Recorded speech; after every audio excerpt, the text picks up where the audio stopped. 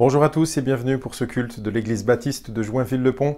Alors ça fait quelque temps qu'on l'attendait et enfin l'église a pu rouvrir ses portes aujourd'hui. C'est pourquoi aujourd'hui, si vous regardez dans la fenêtre de chat, vous verrez beaucoup moins de commentaires puisque pas mal de personnes sont venues à l'église, ils en ont profité.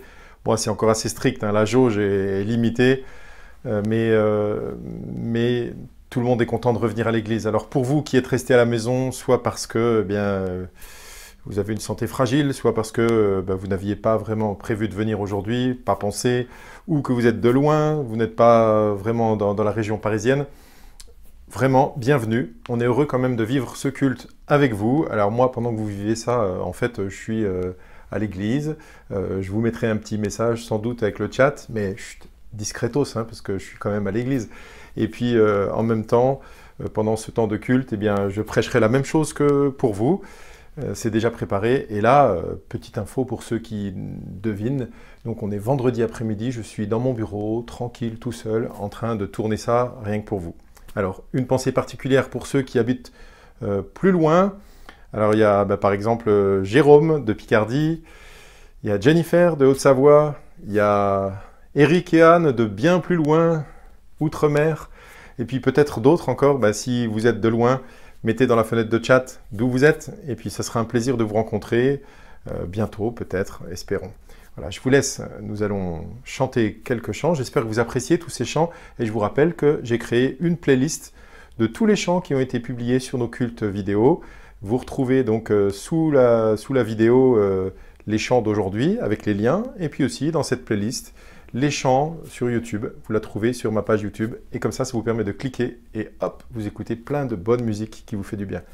Alors si ça vous fait plaisir, dites-le, ça me ferait plaisir aussi de le savoir. Vous avez les commentaires en dessous, dites ce que vous appréciez particulièrement durant ces cultes, les chants, tout ça, enfin bref. Merci pour votre présence, chantons, et on se retrouve juste après pour la prédication du jour. Mais soyez patients.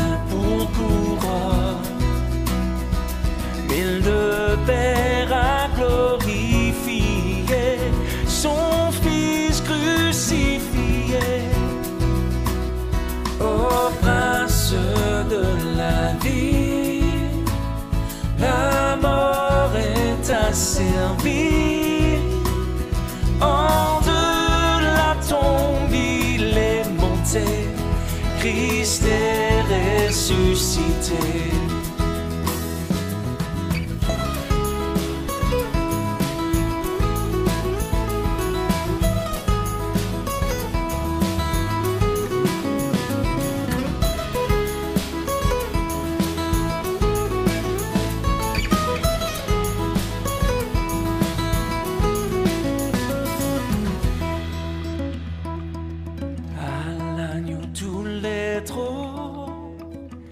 Et toutes les couronnes, il est le maître souverain, Les temps sont dans sa main. Rendons l'honneur suprême à celui qui nous aime et qui revient victorieux pour nous ouvrir les cieux. Et qui revient victorieux pour nous ouvrir les cieux.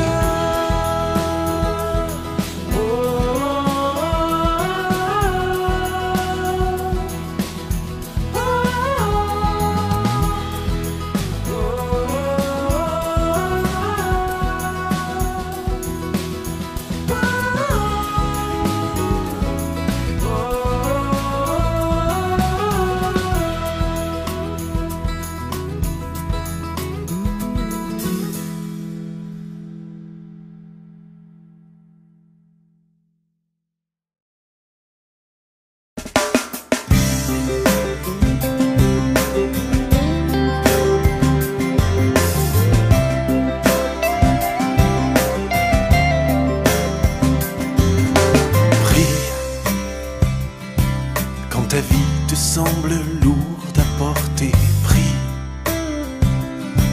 Quand ton cœur est à deux doigts d'exploser, prie. Comme tu respires, quand tu ne sais plus quoi faire, alors prie. Même si les mots viennent à te manquer, prie. Même si ta foi est prête à flancher, prie. Même avec des larmes, car Dieu entend tes silences quand tu pries. Le monde change quand tu pries. C'est l'amour de Dieu qui te remplit. Se passer quand tu pries, d'un peu de ferveur et de foi. Dieu fait venir le ciel ici-bas. Tout est possible quand tu pries. Dis-lui tes questions et tous tes doutes. Peu importe le prix qu'il t'en coûte, prie. Autant que tu aimes, quand l'Esprit de Dieu vient en toi et prie. Le monde change quand tu pries. C'est l'amour de Dieu qui te remplit. Se passer quand tu pries, d'un peu de ferveur et de foi. Quand tu pries, Dieu fait venir le ciel ici-bas. Tout est possible quand tu pries.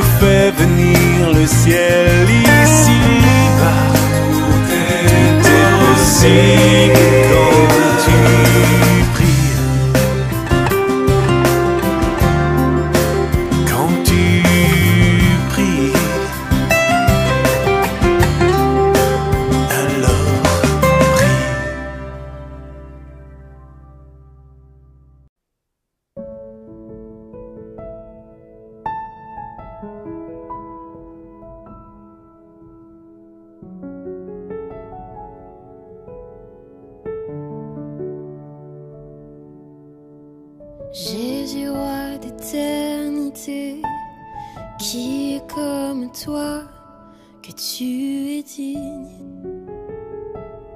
que tu es digne. Créateur de toutes choses, source de la vie, que tu es digne, que tu es digne, revêtu, revêtu de majesté, tu t'es dépouillé, que tu es digne, que tu es digne, que tu es digne.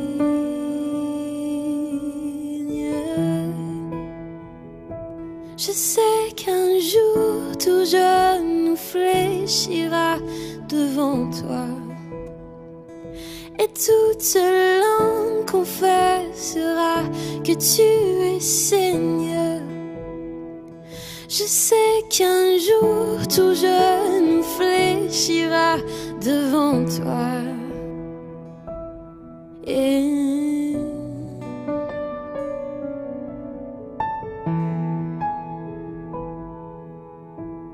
tu nous as donné la vie, toi le Dieu de gloire, que tu es digne, que tu es digne. Il n'y a pas d'amis comme toi, conseiller fidèle, que tu es digne, que tu es digne. Et tous les jours je redirai combien tu es bon, que tu es digne, que tu es digne, que tu es digne.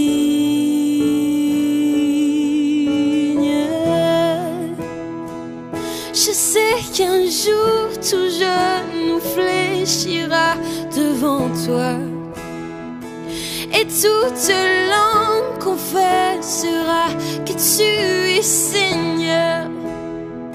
Je sais qu'un jour tout genou fléchira devant toi.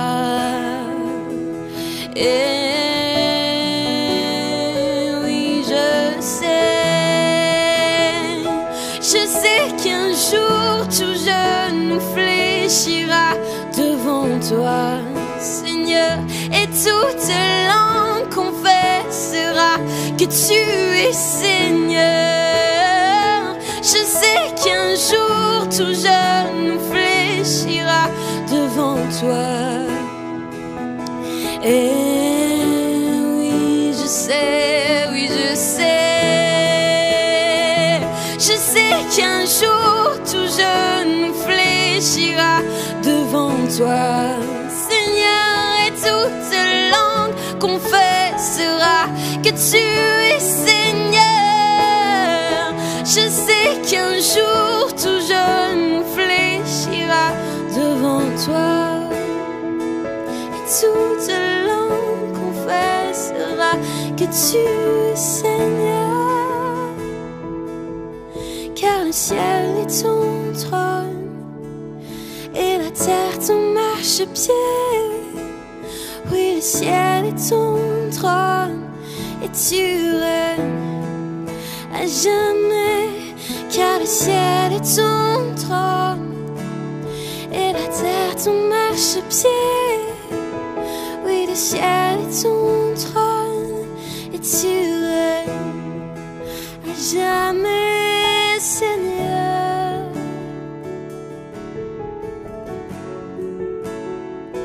Tu règnes à jamais,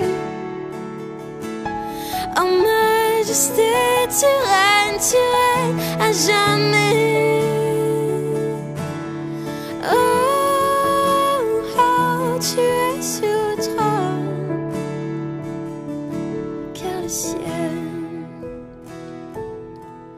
Car le ciel est ton trône, et la terre ton marchepied.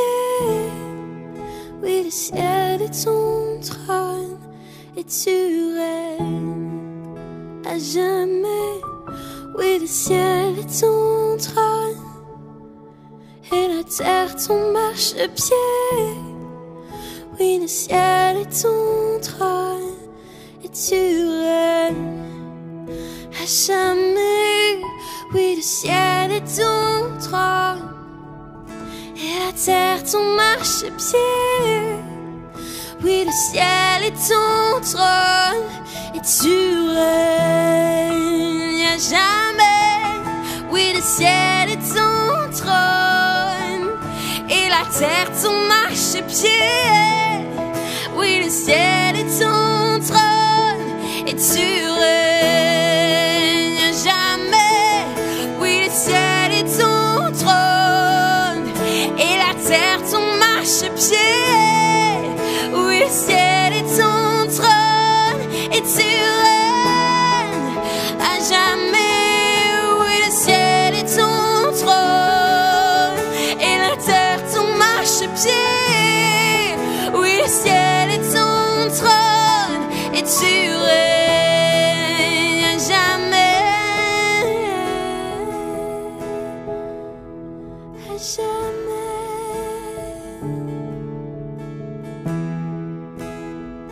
Tu règnes à jamais.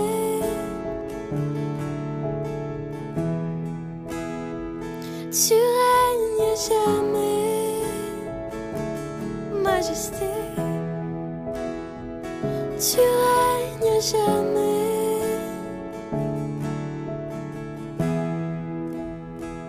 Je sais qu'un jour tout genou fléchira devant toi. Toute langue confessera que tu es Seigneur. Je sais qu'un jour tout genou fléchira devant toi. Yeah. Yeah.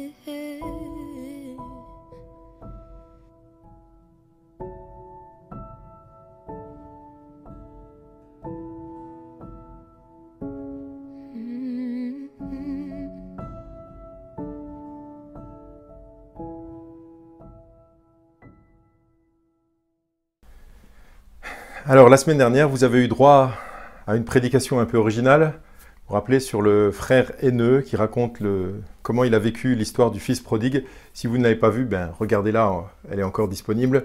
Et donc, c'était une prédication avec une petite musique de temps en temps. Mais ça ne pourra pas être toujours comme ça, vous vous en doutez, parce que c'est quand même très prenant, très chronophage à préparer comme vidéo, en fait. Donc voilà, ça ne sera pas tous les jours. Désolé, il y en a qui m'ont lancé une perche en disant « Ah, on veut des prédications toujours comme ça », mais pas possible. Par contre, nous sommes le 6 décembre. Il ne reste que 19 jours avant Noël. Alors, pour vous faire plaisir, on va mettre quand même un petit peu de musique et on va changer de décor. Et voilà. Alors, nous sommes le 6 décembre et les enfants s'impatientent. Bientôt Noël, on compte les jours, 19 jours encore. Bah oui, 6 plus 19 égale 25. Alors, on est impatient de se retrouver, de faire la fête, d'avoir des bons repas, peut-être d'échanger des cadeaux pour montrer notre affection. Mais on sait bien que cette année, ça sera sans doute très particulier. On ne pourra pas tous se voir peut-être. Ça va être vraiment particulier. On attend. C'est cette période de l'Avent, A-V-E-N-T, c'est le moment où on attend la venue de Jésus, la naissance de Jésus. Et on se rappelle cela durant toute cette période de l'Avent, une période où on se rappelle la venue du Sauveur du monde. Et pendant de nombreuses années, le peuple d'Israël, lui aussi, a attendu. Nous, on attend Noël en célébrant la naissance de Jésus, mais on sait qu'il est déjà né. Par contre, pendant longtemps, le peuple d'Israël attendait le Messie. Plusieurs prophètes l'avaient annoncé, et il y avait cette attente, cette espérance qu'un jour, un Messie viendrait, qu'il serait là. Alors, tout le monde ne comprenait pas exactement comment ça allait se passer, puisque même quand il est né, certains comprenaient, d'autres pas. Eh bien, aujourd'hui, nous sommes, nous, dans une attente aussi, mais pas l'attente de la naissance de Jésus, mais dans une attente. On a toujours des choses qu'on attend, on aimerait, et on est souvent frustré à cause de l'attente. Oui, souvent, attendre, c'est synonyme de frustration. Nous aimerions avoir tout, toujours et tout de suite. quand on veut quelque chose, on le veut en général très vite. Alors ça dépend des personnes. Mais beaucoup de croyants pensent aussi que Dieu leur doit toujours de répondre et vite. J'attends une bénédiction, je la demande et je compte l'avoir vite. Eh bien, je vais vous montrer dans la Bible que le peuple de Dieu était obligé d'attendre bien souvent. Il a su attendre, mais il était obligé, il n'avait pas le choix. Parmi les hommes et les femmes dans la Bible, beaucoup ont dû avoir de longues périodes d'attente. Parcourons un peu la Bible pour voir, par exemple, un homme bien connu, c'est Abraham. Déjà, il a dû attendre. À un moment, il est parti de sa ville, il habitait à Ur, en Chaldée, et Dieu lui a dit « Pars de ta région, pars, et va dans une région que je te montrerai. » Mais Dieu ne lui a pas dit où exactement, où il devrait s'installer. Donc il a dû attendre que Dieu lui révèle cela. Ensuite, à un moment, Dieu, on trouve ça dans le livre de la Genèse, le premier livre de la Bible, à un moment, Dieu lui a promis un fils. Et vous savez, entre le moment où Dieu lui a promis un fils, Abraham était déjà bien vieux, vous cherchez dans la Genèse, vous verrez, il était vraiment vieux, et Dieu lui a promis ce fils. Mais avant que son fils n'arrive, il a fallu attendre plusieurs jours, plusieurs semaines, plusieurs mois et même plusieurs années. Abraham a dû attendre. Ensuite, il y a eu un autre homme qui a dû attendre, mais alors là, beaucoup. Cet homme, c'est Jacob. Il était tombé amoureux, fou amoureux d'une fille qu'il trouvait magnifique. Cette fille s'appelait Rachel. Et pour avoir Rachel, il a fallu attendre longtemps. Quand il a demandé la main au père de Rachel, il lui a dit, eh bien, si tu veux avoir Rachel comme épouse, tu vas d'abord travailler pendant 7 ans pour moi. Et voilà que pendant 7 ans, Jacob a dû patienter, travailler, jusqu'à un jour, enfin, avoir Rachel avec lui. Puis encore, si vous lisez l'histoire, vous verrez, il s'est un peu fait berner, il a fallu qu'il travaille 7 autres années, mais il a eu Rachel comme deuxième épouse, il a dû épouser aussi Léa avant. Bon, c'était une autre époque. Quelqu'un d'autre qui a beaucoup attendu aussi dans la Bible, c'est une femme qui s'appelle Anne, la maman de Samuel. Elle n'avait pas d'enfants, et à cette époque, souvent, les hommes avaient plusieurs femmes. Bon, eh bien, son mari, Elkana, avait 2 épouses. Et puis, elle, Anne, n'arrivait pas à avoir d'enfants, alors que l'autre avait des enfants. Elle en avait 1, puis 2, puis 3. Puis elle, Anne, elle languissait, elle se sentait rejetée, elle se sentait maudite, presque mal aimée, malheureuse. Elle en souffrait terriblement de ne pas avoir d'enfants. Elle en voulait, mais elle était stérile. Et puis, un jour, elle était en train de prier, il y a le prophète Élie qui l'a vue, pas Élie avec un E, un autre, donc Élie, sans E à la fin, qui l'a vue et qui a même cru qu'elle était saoule, tellement elle priait en parlant, et lui, il croyait qu'elle était saoule, et il l'a un peu sermonné. Et en fait, elle a dit, mais non, j'exprime ma tristesse devant Dieu, parce que je n'ai pas d'enfant. Et là, enfin, l'attente a pris fin. Élie lui a dit, dans 1 an, tu auras un fils. Et 1 an après, en effet, Samuel est né. Elle avait été enceinte entre-temps, et Samuel est né. Donc, cette femme avait attendu pendant de nombreuses années, et puis là, il lui a fallu encore attendre 1 an avant d'avoir son fils. Un autre qui a beaucoup attendu, quelqu'un de très connu dans la Bible, c'est un roi. Pas le premier roi d'Israël, mais le 2e. Oui, c'est David. Eh bien, le premier roi d'Israël était Saül. À un moment, Samuel est venu pour oindre David comme roi. Il lui a dit, c'est toi qui seras le successeur de Saül. Parce que Saül a été rejeté par Dieu, parce qu'il désobéissait à Dieu. Il n'acceptait pas la souveraineté de Dieu. Il voulait prendre ses propres décisions. Donc du coup, Dieu lui a annoncé que son règne prendrait fin. Et quand David a appris qu'il serait roi, un titre quand même d'honneur, eh bien, il a fallu attendre. Et il lui a fallu attendre un paquet de temps avant de remplacer Saül. Et David a été patient. Ensuite, à un moment, David a voulu construire un temple, le temple de Jérusalem. Et quand il a voulu le faire, eh bien, c'était pour lui évident, je vais construire un temple pour Dieu. Quoi de plus normal que de faire plaisir à Dieu? De lui construire une maison, alors que moi j'ai une maison et Dieu n'en a pas, je vais lui construire une maison, un temple. eh bien, il a fallu à David attendre, tellement attendre qu'il n'a jamais vu même ce temple de Jérusalem, puisqu'il a juste pu préparer tous les matériaux pour que son fils, Salomon, construise lui-même le temple. Et encore une fois, ça a pris beaucoup de temps, beaucoup d'années. Donc il y a eu beaucoup d'attentes, en fait.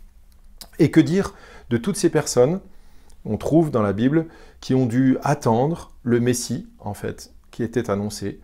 Beaucoup l'ont attendu et sans jamais le voir de leurs yeux. Ils sont morts avant, bien des années avant. Beaucoup ont attendu des prophéties, des choses qui leur étaient annoncées, et puis ils attendaient. Et puis il y a aussi, dans le Nouveau Testament, on voit que quand le petit bébé Jésus est amené pour être circoncis le 8e jour dans le temple, eh bien il y a deux personnes là, une grand-mère et un grand-père, qui disent qu'ils attendaient la consolation d'Israël, ils attendaient le Messie, ils attendaient celui qui délivrerait son peuple, et ils sont satisfaits. Enfin, ils étaient tout vieux, enfin, ils voyaient celui qu'ils attendaient. Et tous ces gens ont dû attendre, plus ou moins patiemment, mais ils ont dû attendre, et c'est pas toujours facile. En ce moment, nous aussi, nous attendons. Je suppose que vous êtes tous comme moi, nous attendons la fin de l'épidémie, nous attendons la fin des restrictions. Nous attendons enfin de pouvoir nous promener sans masque. Ça serait génial, hein, d'aller dans les magasins tranquilles, d'aller se retrouver entre amis, faire des repas, faire des petites fêtes. Voilà, en famille. On attend vraiment ça. Peut-être certains d'entre nous attendent des choses au niveau plus personnel. Peut-être, par exemple, une promotion, un changement de cap, une rencontre, une amitié nouvelle, des gens qui attendent peut-être un cadeau, une bénédiction, quelque chose que vous attendez, et ça vous fait un peu souffrir d'attendre, parce que on est tous pareils. L'attente crée de la frustration. Est-ce qu'on sait encore? Est-ce qu'on sait patienter, sans grogner, sans désespérer? Ne pas obtenir tout de suite ce qu'on attend nous fait souffrir, mais c'est peut-être un temps aussi où notre patience est mise à l'épreuve. Et ça provoque une certaine tension. C'est un peu comme dans la musique. Vous voyez, on parle dans la musique d'équilibre, ensuite de tension et de résolution. Et cette tension est plus ou moins agréable et plus ou moins supportable. Alors je vous donne un exemple, comme c'est bientôt Noël, il est né le divin enfant. Allons-y, écoutez, on part d'un équilibre. Il est né le divin enfant. Vous voyez quand je m'arrête là? Il est né le divin enfant. Vous me voyez m'arrêter comme ça? Non, ça crée une tension. On a envie, mais Stéphane, continue, t'arrêtes pas là. Il est né le divin enfant. Jouer au bois, résonner, musette. Est-ce qu'on est bien là? Non. Il y a encore une tension, on attend, mais Stéphane fait quelque chose, ne nous laisse pas comme ça. Jouer au bois, résonner, musette. Et quoi? Et on reprend. Il est né le divin enfant. Oh, encore, mais tu vas finir cette chanson, t'arrêtes pas comme ça. Chantons tous son avènement. Et là voilà, résolution, nous voilà bien. On commence tranquille, un équilibre, on passe à une tension, et on va vers la résolution. Imaginez s'il n'y avait pas de résolution. Ça serait insupportable. Par exemple, si je chantais « Il est né le divin enfant, jouer au bois, résonner, musette, il est né le divin enfant, chantons tous son avènement. » Et je m'arrête là. Mais tout le monde aurait envie de dire « Mais non, non, tu t'es trompé, c'est pas de maman. Chantons tous son avènement. » Et quoi? On a envie que ça finisse. On a envie de la résolution. Nos vies sont parfois dans cet état. Comme un chant qui serait inachevé, ou une strophe d'un chant qui serait inachevé. On reste dans la tension et on attend. On veut que ça se termine, on veut que ça soit résolu, on veut que ça aille mieux. On soupire après un autre jour, on soupire après une bénédiction, après une situation différente. On soupire après la joie, on soupire après le bonheur. La réussite, le mieux. On soupire vers une paix intérieure qu'on n'arrive pas forcément à trouver. Il nous manque quelque chose. Chantons tous son avènement. et on est là, et on attend, et ça ne vient pas. Et si on n'obtient pas ce qu'on désire, ça n'est pas parce qu'on n'est pas aimé. Ça n'est pas parce que Dieu nous a oubliés ou qu'il ne nous aime pas. Ça n'est pas parce qu'un enfant, par exemple, ne reçoit pas le cadeau qu'il a demandé à Noël qu'il n'est pas aimé de ses parents. Bon, parenthèse, c'est pas une remarque pour mes propres enfants, hein. Mais c'est pas parce qu'on n'obtient pas toujours ce qu'on veut qu'on n'est pas aimé. C'est peut-être parce qu'il nous faut patienter. C'est sûr, ça n'est pas facile. On se trouve alors comme en tension et on n'a qu'une hâte, c'est que jouer au bois, résonner, musette finisse par... Je ne me rappelle plus des paroles. Chantons tous son avènement. Et voilà, c'est résolu. On attend la résolution. Et il nous faut juste être patient dans ces moments. Patient comme un enfant qui attend Noël, qui s'agace peut-être des fois, mais qui n'a pas le choix que d'attendre. Pour beaucoup d'entre nous, Noël sera bien différent cette année. On le sait. Et qu'attendez-vous de Noël? Celui qui est la lumière du monde, Jésus, est déjà venu pour nous. On ne l'attend plus dans le sens comme dans l'Ancien Testament, on attendait le Messie. Mais nous sommes entre le déjà et le pas encore. Souvent, les théologiens parlent de cette notion, le déjà et le pas encore. Jésus est déjà venu, mais pas encore revenu. Il a promis sa présence à ses disciples, les chrétiens le disent souvent. Quand Jésus est parti, il a dit « Je suis avec vous tous les jours jusqu'à la fin du monde ». Déjà, il l'a promis. Et c'est vrai, Jésus est avec nous tous les jours. Et même si vous êtes tout seul chez vous, peu importe où vous êtes sur la planète, si vous appartenez au Christ, alors vous pouvez dire « Il est avec moi tous les jours ». C'est le déjà. Mais il y a aussi le pas encore. Parce qu'on goûte à sa présence déjà, mais pas pleinement, pas encore totalement. Être chrétien, c'est déjà vivre en communion avec Dieu, et c'est vrai que c'est génial. C'est vrai que ça donne une paix intérieure, une joie. Ceux qui ne la connaissent pas ne peuvent pas vraiment comprendre. On a trouvé Dieu, notre Père Céleste. On sait qu'il nous aime et ça nous remplit. Mais en même temps, nous ne sommes pas encore pleinement dans sa présence. Nous ne sommes pas encore arrivés à la plénitude. Et c'est là que nous devons encore attendre. Alors c'est sûr, ça provoque parfois des tensions. Rappelez-vous, dans cette chanson, on se retrouve comme « et on aimerait que ça finisse ». Mais cette tension, ces difficultés dans la patience, c'est peut-être aussi normal. Et c'est comme ça. Ça crée des frustrations, ça crée une attente, une envie de résolution, une envie de plénitude qu'on ne connaît pas totalement. Alors si vous vivez dans cette situation de frustration, mes amis, parfois, il faut savoir accepter aussi que la vie est ainsi faite. Et nous ne sommes pas encore au ciel. Nous sommes déjà un peu au ciel, mais pas encore pleinement au ciel. Alors, je vais finir par une parole de l'apôtre Jacques, qui nous encourage à être patients. Jacques, donc c'est dans l'épître de Jacques. Il s'agit du frère de Jésus, qui au début ne croyait pas en lui et finit par se convertir lui aussi et être un de ses disciples et même un apôtre. Donc Jacques dit « Soyez donc patients, frères et sœurs, jusqu'au retour du Seigneur. Voyez le cultivateur, il attend le précieux fruit de la terre en faisant preuve de patience envers lui jusqu'à ce qu'il ait reçu les premières et les dernières pluies. Vous aussi, soyez patients. Affermissez votre cœur, car le retour du Seigneur est proche. » Eh bien, Jésus est déjà revenu, il reviendra, et dans cette attente, ne nous décourageons pas, ne nous excitons pas, ne perdons pas espoir, mais comme le dit l'apôtre Paul, soyez patients, affermissez votre cœur, car le retour du Seigneur est proche. Mes amis, soyez patients, que le Seigneur vous bénisse, qu'il vous donne, s'il est possible, de résoudre certaines tensions, certaines pressions, que vous puissiez être comblés, heureux, mais si ça n'est pas totalement le cas, c'est peut-être normal. Soyez patients. Je vous souhaite à tous un bon dimanche et je vous dis à très bientôt. N'hésitez pas à mettre un commentaire si vous avez des questions ou à m'écrire personnellement ou à m'appeler si vous avez envie de discuter. On se quitte avec un dernier chant. Merci de votre attention. Bye bye. À bientôt.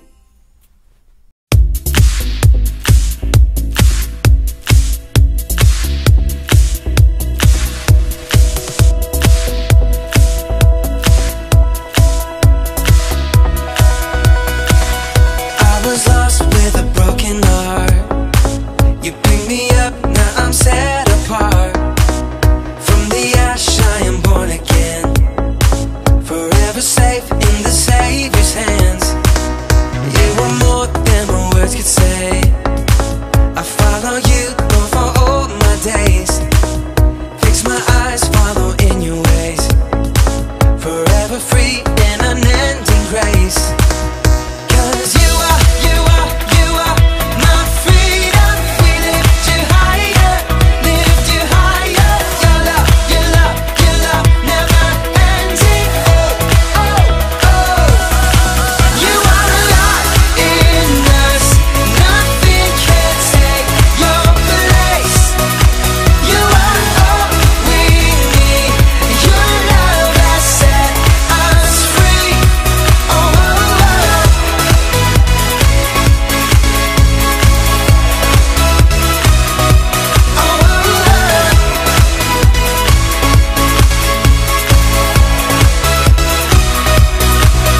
In the midst of the darkest night, let your love be the shining light, breaking chains that were holding me. You sent your son down and set me free.